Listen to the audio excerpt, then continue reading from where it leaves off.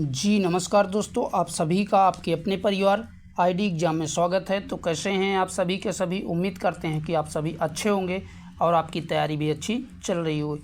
तो दोस्तों, आज की क्लास में हम कवर करने वाले हैं 12 जून के जो एनटीपीसी में आए हुए थर्ड शिफ्ट में जितने भी क्वेश्चंस हैं उन सभी क्वेश्चनों को आज हम कवर करने वाले हैं। यानी कि 12 जून अर्थात आज के जितने भी थर्ड शिफ्ट में पूछे हुए क्वेश्चन हैं उन सभी को हम कवर करने वाले हैं और अब तक की ये सबसे टफ शिफ्ट मानी जा रही है। ठीक है दोस्तों, बच्चों ने बताया है कि अब तक की ये सबसे जो है टफ शिफ्ट मानी गई है। तो चलिए देखते हैं आज की शिफ्ट में कौन कौन से क्वेश्चन आए हैं। और चैनल पे नए हैं तो चैनल को सब्सक्राइब कर बेल आइकन को दबा दीजिए ताकि आगे आने वाले एनालिसिस क्लासेस जो है आप तक पहुँचते रहें। तो पहला क्वेश्चन कह रहा है सूची फर्स्ट और सूची सेकंड को का सुमेलन करो। तो एक तरफ आपका सूची फर्स्ट दिया है, एक तरफ सूची सेकंड दिया है। ठीक है, तो सूची फर्स्ट में पहला कह रहा है ह्वेनसांग और दूसरी सूची में कह रहा है चंद्रगुप्त मौर्य। तो अगर बात करें जो है ह्वेनसांग की, तो ये जो है हर्षवर्धन के समय में आया था। ठीक है दोस्तों, और अगर बात करते हैं फायान की, तो फायान जो है चंद्रगुप्त के समय में आया था। तो बी का चौथे से हो जाएगा। और तीसरा मैगस्थनीज जो है ये चंद्रगुप्त मौर्य के समय में आया था। तो सी का पहले से। और सर टॉमस रो ये जो है जहांगीर के समय में आया था। तो इस प्रकार इसका मिलान हो जाएगा। तो देखते हैं जिसमें ए को दूसरे से, बी को चौथे से, सी को पहले से और डी को जो है तीसरे से मिलान करवाया हो।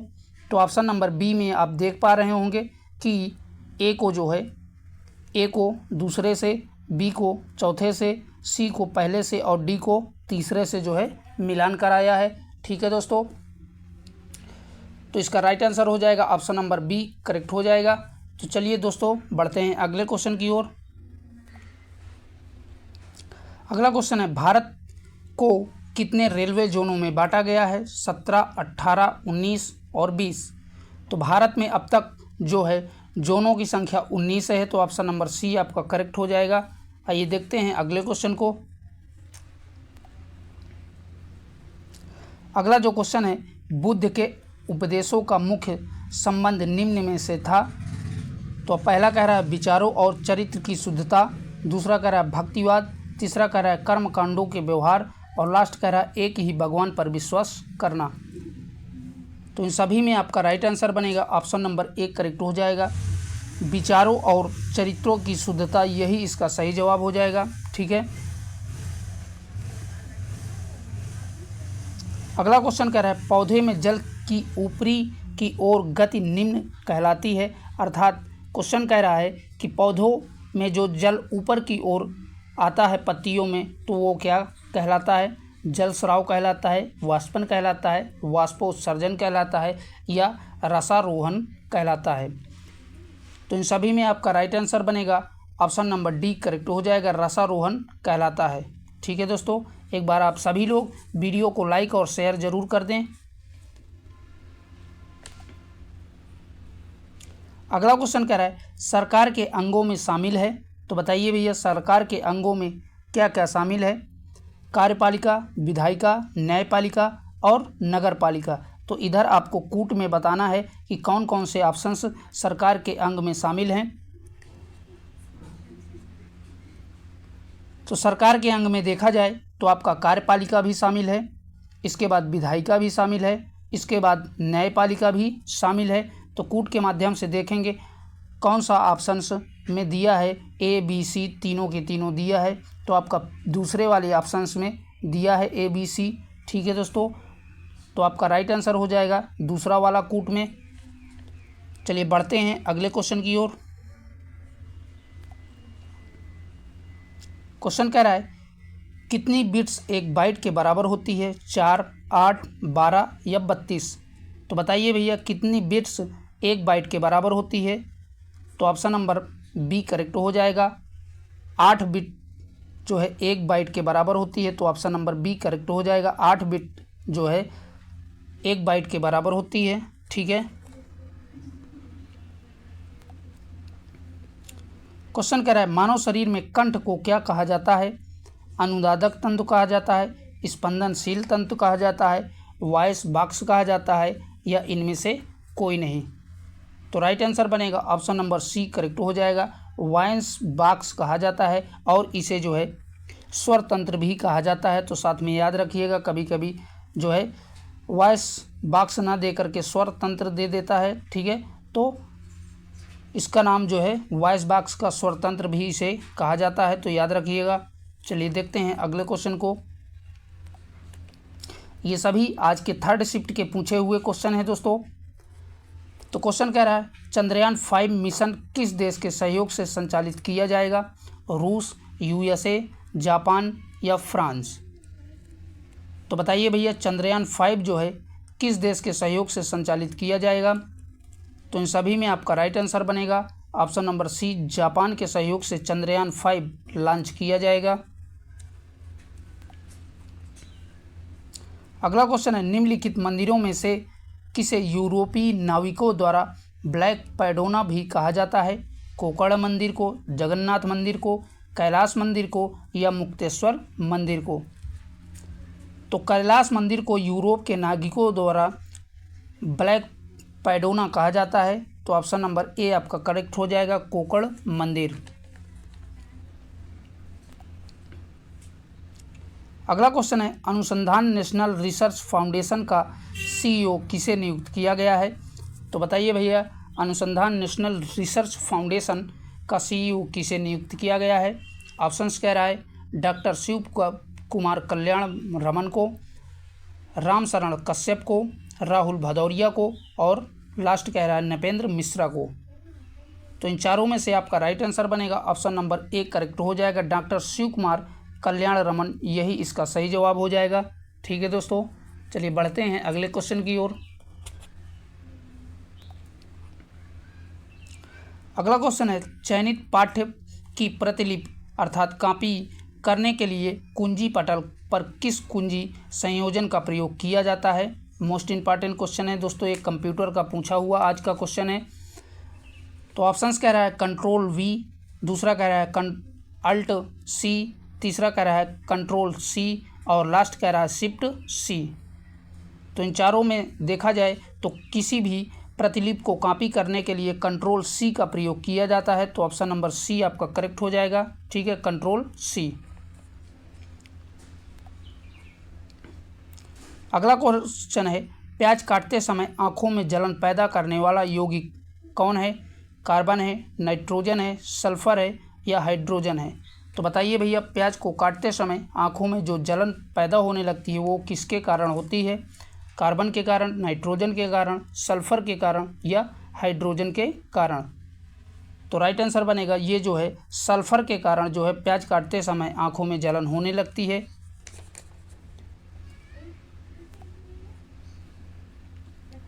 क्वेश्चन कह रहा है सुभाष चंद्र बोस के पिता कौन थे? तो बताइए भैया, इन चारों में से सुभाष चंद्र बोस के पिता कौन थे? तो पहला ऑप्शन कह रहा है सत्येंद्र नाथ बोस, दूसरा कह रहा है जानकी नाथ बोस, तीसरा कह रहा है जगदीश चंद्र बोस, और लास्ट कह रहा है NS बोस। तो इन सभी में आपका राइट आंसर हो जाएगा सुभाष चंद्र बोस के पिता का नाम जानकी नाथ बोस था। तो ऑप्शन नंबर बी आपका करेक्ट हो जाएगा। ठीक है दोस्तों, पूछ सकता है आगे की शिफ्टों में, इंपॉर्टेंट है, याद रखिएगा। अगला कह रहा है चेचक के टीके की खोज किसने की है? तो डार्विन ने की है, कार्ल स्टीनर ने की है, मेंडलीफ ने की है, या एडवर्ड जेनर ने की है? तो चेचक के टीके की अगर बात करें तो चेचक के टीके की खोज जो है एडवर्ड जेनर द्वारा जो है की गई है। तो ऑप्शन नंबर आपका डी करेक्ट हो जाएगा, एडवर्ड जेनर। और इन्होंने जो है चेचक के टीके की खोज 1796 में की थी। तो ये भी याद रखिएगा, ठीक है, एडवर्ड जेनर द्वारा 1796 में चेचक के टीके की खोज की गई थी। आइए देख लेते हैं नेक्स्ट क्वेश्चन को। क्वेश्चन कह रहा है कर अर्थात टैक्स की कटौती के बाद व्यक्ति के पास उपलब्ध आय को क्या कहते हैं? प्रयोग के लिए उपलब्ध आय कहते हैं, नगद आय कहते हैं, वेतन कहते हैं, और सामान्य आय कहते हैं। तो इन सभी में आपका राइट आंसर हो जाएगा ऑप्शन नंबर 1 करेक्ट हो जाएगा। प्रयोग के लिए उपलब्ध आय यही जो है इसका सही जवाब हो जाएगा। ठीक है, कर की कटौती के बाद जो व्यक्ति के पास पैसे आते हैं तो उसको प्रयोग के लिए उपलब्ध आय बोला जाता है। आइए देख लेते हैं अगले क्वेश्चन को। अगला क्वेश्चन कह रहा है निम्नलिखित में से किस जनजाति की भारत में सबसे अधिक जनसंख्या है? भील जनजाति, गौड़ जनजाति, सहारिया की या भोगा की? तो बात करें जो है जनजातियों की, तो भारत में सबसे ज़्यादा जो है जनजाति भील जनजाति पाई जाती है। तो ऑप्शन नंबर ए करेक्ट हो जाएगा, भील। चलिए देख लेते हैं अगले क्वेश्चन को। क्वेश्चन कह रहा है वेदांतम सत्यनारायण को निम्नलिखित में से किस नृत्य शैली का सबसे बड़ा गुरु माना जाता है? तो बताइए भैया, वेदांतम सत्यनारायण जी को किस शैली का जो है सबसे बड़ा गुरु माना जाता है? ओडिसी, कथक, भरतनाट्यम या कुचिपुड़ी? तो इन सभी में आपका राइट आंसर बनेगा ऑप्शन नंबर डी करेक्ट हो जाएगा। कुचिपुड़ी का सबसे बड़ा गुरु वेदांतम सत्यनारायण जी को माना जाता है। ठीक है दोस्तों, चलिए बढ़ते हैं अगले क्वेश्चन की ओर। अगला क्वेश्चन है भारत का 58वां टाइगर रिजर्व किस राज्य में स्थापित किया गया है? असम में, राजस्थान में, मध्य प्रदेश में या उत्तर प्रदेश में? तो इन सभी में आपका राइट आंसर हो जाएगा भारत का 58वां टाइगर रिजर्व मध्य प्रदेश में स्थापित किया गया है। तो ऑप्शन नंबर सी आपका करेक्ट हो जाएगा। अगला क्वेश्चन है आरबीआई ने हाल ही में किस देश के केंद्रीय बैंक के साथ समझौता किया है? श्रीलंका, मालदीव, मॉरिशस या वियतनाम? तो बताइए भैया, आरबीआई ने हाल ही में किस देश के केंद्रीय बैंक के साथ समझौता किया है? तो मॉरिशस के साथ समझौता किया है आरबीआई ने। ठीक है दोस्तों, ऑप्शन नंबर सी आपका करेक्ट हो जाएगा। अगला कह रहा है निम्नलिखित में से कौन सी गैस अक्रिय गैस नहीं है? तो बताइए भैया, इनमें से अक्रिय गैस कौन सी नहीं है? हीलियम, नियान, रेडान या हाइड्रोजन? तो इन सभी में आपका राइट आंसर हो जाएगा ऑप्शन नंबर डी करेक्ट हो जाएगा। हाइड्रोजन गैस जो है यही अक्रिय गैस नहीं है। चलिए देखते हैं अगले क्वेश्चन को। अगला जो क्वेश्चन है कह रहा है निम्नलिखित में राष्ट्रपति द्वारा क्षमादान की शक्ति किस अनुच्छेद में है? अनुच्छेद 72, अनुच्छेद 42, अनुच्छेद 80 या अनुच्छेद 85? तो राष्ट्रपति द्वारा क्षमादान की शक्ति अनुच्छेद 72 में इसका प्रावधान दिया गया है। तो ऑप्शन नंबर ए आपका करेक्ट हो जाएगा, अनुच्छेद 72। क्वेश्चन कह रहा है तिरुवल्लभ मंदिर किस भगवान की मूर्ति को समर्पित है? तो बताइए भैया, तिरुवल्लभ मंदिर में किस भगवान की मूर्ति है? शिव जी की है, विष्णु जी की है, परशुराम की है या राम जी की है? तो तिरुवल्लभ मंदिर में जो है परशुराम जी की मूर्ति है। तो ऑप्शन नंबर सी आपका करेक्ट हो जाएगा। ठीक है दोस्तों, इंपॉर्टेंट है। आइए देखते हैं अगले क्वेश्चन को। अगला क्वेश्चन कह रहा है निम्नलिखित में से अनुसूचित जातियों के लिए राष्ट्रीय आयोग की स्थापना का प्रावधान दिया है? तो बताइए भैया, अनुसूचित जातियों के लिए राष्ट्रीय आयोग के स्थापना का प्रावधान किसमें दिया है? अनुच्छेद 338 में, अनुच्छेद 380 में, अनुच्छेद 325 में या अनुच्छेद 302 में? तो इन सभी में आपका राइट आंसर हो जाएगा ऑप्शन नंबर ए करेक्ट हो जाएगा। अनुच्छेद 338 में इसका प्रावधान दिया गया है। ठीक है दोस्तों, आगे बढ़ते हैं। अगला क्वेश्चन है आधुनिक आवर्ती नियम किसने दिया था, जिसके अनुसार तत्वों के भौतिक और रासायनिक गुण उनकी परमाणु संख्या के आवर्ती फलन होते हैं? तो बताइए भैया, किसने कहा था कि किसी भी तत्वों के भौतिक और रासायनिक गुण उनके परमाणु संख्या के आवर्ती फलन होते हैं? न्यूलैंड ने कहा था, हैरी मोजले ने कहा था, मेंडलीफ ने कहा था या इनमें से कोई नहीं? तो इन सभी में आपका राइट आंसर बनेगा ऑप्शन नंबर बी, हैरी मोजले के द्वारा जो है ये बताया गया था। ये आपका प्रायोगिक टेबल से पूछा हुआ क्वेश्चन है। ठीक है, आवर्त सारणी से। आइए देखते हैं अगले क्वेश्चन की ओर। नेक्स्ट क्वेश्चन कह रहा है नीचे एक अभिकथन ए और कारक आर दिया गया है। तो पहला अभिकथन कह रहा है भारत का क्षेत्र राज्यों के कुल क्षेत्र की तुलना में ज़्यादा है। तो कारक कह रहा है भारत राज्यों का एक संघ है। तो इसके ऑप्शंस बताइए कौन सा सही हो जाएगा।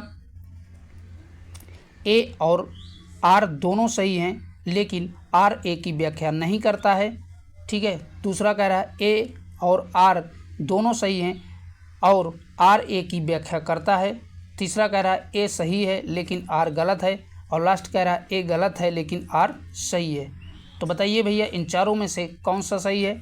तो पहला अभिकथन है भारत का क्षेत्र राज्य के कुल क्षेत्र की तुलना में ज़्यादा है, ये आपका अभिकथन गलत दिया हुआ है। ठीक है, और कारक कह रहा है भारत राज्यों का एक संघ है, ये बिल्कुल सही बात है, भारत एक राज्यों का संघ है। तो आपने देखा दोस्तों कि अभिकथन आपका गलत है लेकिन कारक जो है सही है।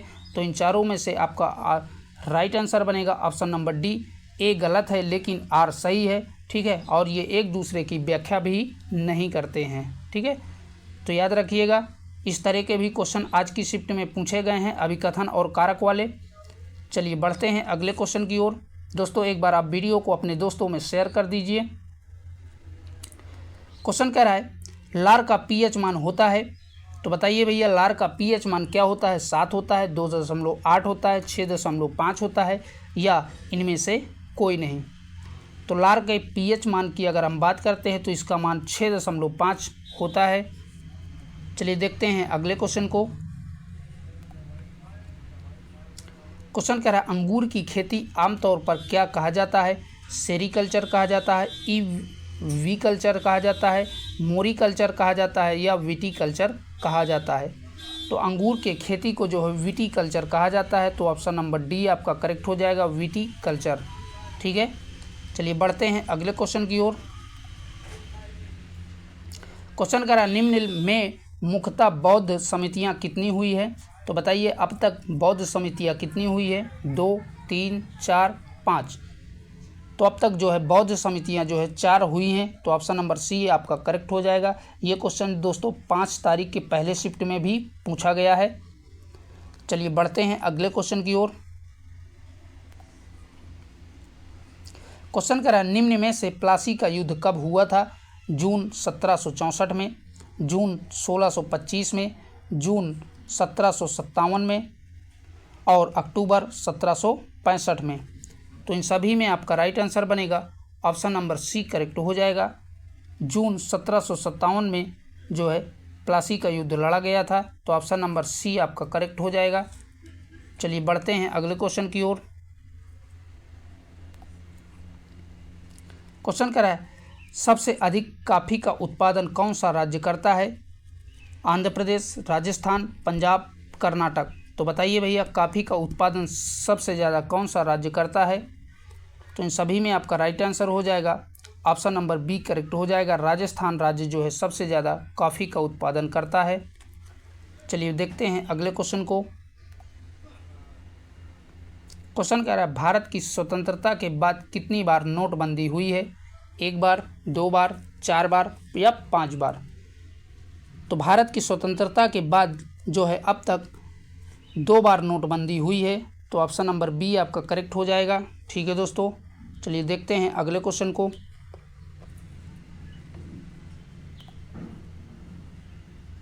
क्वेश्चन कह रहा है निम्नलिखित में से विद्युत धारा की इकाई क्या है। तो बताइए पास्कल है, एम्पियर है, ओम है या वोल्ट है। तो बात करें विद्युत धारा की जो है इकाई की, तो इसकी इकाई एम्पियर होती है, आप सभी को पता होगा। ठीक है दोस्तों, चलिए बढ़ते हैं अगले क्वेश्चन की ओर। अगला क्वेश्चन है श्वेत फास्फोरस समानता किसके अंतर्गत रखा जाता है। अल्कोहल के, जल के, ग्लिसरीन के या मिट्टी के तेल के। तो इन सभी में आपका राइट आंसर हो जाएगा श्वेत फास्फोरस समानता जल में रखा जाता है। तो ऑप्शन नंबर बी आपका करेक्ट हो जाएगा। चलिए देखते हैं अगले क्वेश्चन को। क्वेश्चन कह रहा है यदि एक पिंड का संवेग दोगुना कर दिया जाए तो गतिज ऊर्जा होगी। तो बताइए भैया गतिज ऊर्जा क्या हो जाएगी। किसी भी संवेग को अगर हम दोगुना कर देते हैं तो उसके गतिज ऊर्जा में क्या प्रभाव पड़ता है। 1/4 हो जाती है, अपरिवर्तित हो जाती है, दोगुनी हो जाती है या 4 गुनी हो जाती है।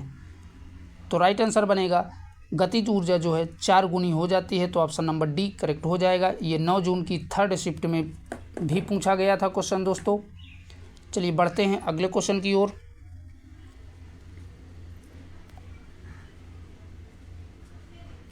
अगला क्वेश्चन कह रहा है, प्रसिद्ध संगीतकार अरविंद परी किस संगीत वाद्य यंत्र से जुड़े हैं? तबला से, सितार से, बांसुरी से या शहनाई से?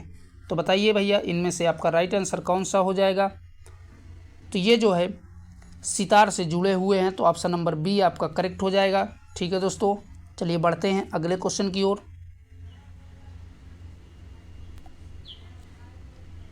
क्वेश्चन कह रहा है, निम्नलिखित में कौन सी एक व्यापारिक फसल है? कपास है, बाजरा है, ज्वार है या धान है? तो बताइए भैया इनमें से राइट आंसर कौन सा बनेगा। तो इन सभी में आपका राइट आंसर हो जाएगा ऑप्शन नंबर ए करेक्ट हो जाएगा। व्यापारिक फसल जो है कपास है। ठीक है, चलिए बढ़ते हैं अगले क्वेश्चन की ओर। अगला क्वेश्चन है, रियाल किस देश की मुद्रा है? तो बताइए भैया रियाल किस देश की मुद्रा है? ईरान की, ऑस्ट्रेलिया की, इटली की या जर्मनी की? तो इन सभी में आपका राइट आंसर बनेगा ऑप्शन नंबर ए करेक्ट हो जाएगा। रियाल जो है ईरान की मुद्रा है, तो ऑप्शन नंबर ए आपका करेक्ट हो जाएगा। चलिए देखते हैं अगले क्वेश्चन को। अगला क्वेश्चन है, विश्व मानवाधिकार दिवस कब मनाया जाता है? तो बताइए भैया विश्व मानवाधिकार दिवस कब मनाया जाता है? 8 अप्रैल को, 5 सितंबर को, 10 दिसंबर को या 7 दिसंबर को? तो इन सभी में आपका राइट आंसर हो जाएगा 10 दिसंबर को विश्व मानवाधिकार दिवस मनाया जाता है। मोस्ट इम्पॉर्टेंट है दोस्तों। चलिए बढ़ते हैं अगले क्वेश्चन की ओर। अगला क्वेश्चन है, मुगल शासक जहांगीर ने डैश में शालीमार बाग का निर्माण करवाया था? तो बताइए भैया मुगल शासक जहांगीर ने शालीमार का बाग का निर्माण कहाँ पर करवाया था? दिल्ली में, बलूचिस्तान में, अवध में, कश्मीर में? तो इन सभी में आपका राइट आंसर हो जाएगा ऑप्शन नंबर डी करेक्ट हो जाएगा। कश्मीर में जो है शालीमार बाग का निर्माण जहांगीर द्वारा करवाया गया था, तो याद रखिएगा दोस्तों। चलिए बढ़ते हैं अगले क्वेश्चन की ओर। अगला क्वेश्चन कह रहा है, CH3 COO CH2 CH3 dash का सूत्र है? तो बताइए भैया ब्यूटानोइक अम्ल का है, मिथाइल एथेनॉल का है, एथिल एसीटेट का है या प्रोपोनोइक अम्ल का है? तो इन सभी में आपका राइट आंसर हो जाएगा ऑप्शन नंबर सी करेक्ट हो जाएगा। एथिल एसीटेट का जो है ये फार्मूला है। ठीक है दोस्तों, याद रखिएगा।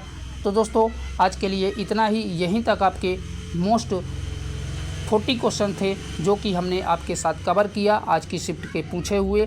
ठीक है, फिर मिलेंगे एक नए एनालिसिस के साथ। और प्लीज़ भैया अभी तक आप लोगों ने चैनल को सब्सक्राइब नहीं किया है तो प्लीज़ उसे भी सब्सक्राइब कर लीजिए, ताकि आगे आने वाले एनालिसिस क्लासेस के अपडेट आप तक पहुँचते रहें। फिर मिलेंगे, तब तक के लिए बाय बाय, टेक केयर।